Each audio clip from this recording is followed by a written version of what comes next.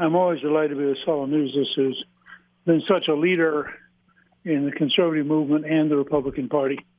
Welcome to the Saul's Newsstand News Rewind for June 28, 2024.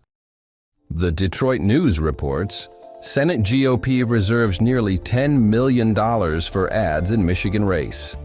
Ahead of the fall election, the Senate Republicans' political arm is making nearly $10 million in TV and digital ad reservations in Michigan, where it's supporting former U.S. Representative Mike Rogers for U.S. Senate, according to a GOP source familiar with the total.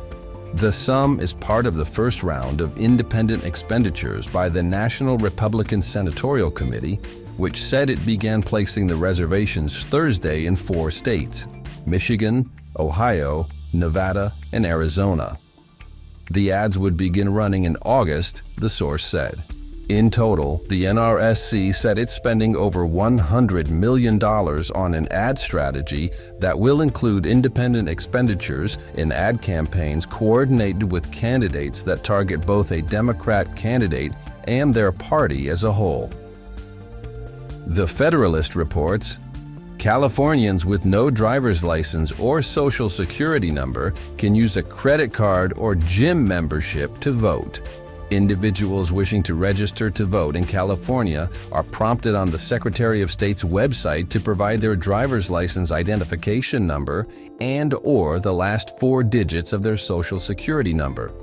But both sections give applicants the option to select a box indicating they lack that form of identification.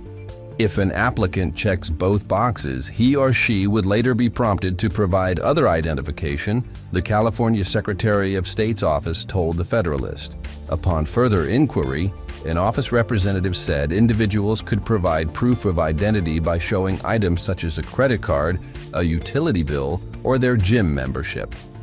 In response to an email from the Federalist, the Secretary of State's press office affirmed that if an applicant cannot be validated using his driver's license or social security number, they are required to show ID at the polls the first time they vote. These documents can be used to verify California residents' identity, not citizenship. And finally, Just the News reports, 61% of renters can't afford median apartment rate in U.S.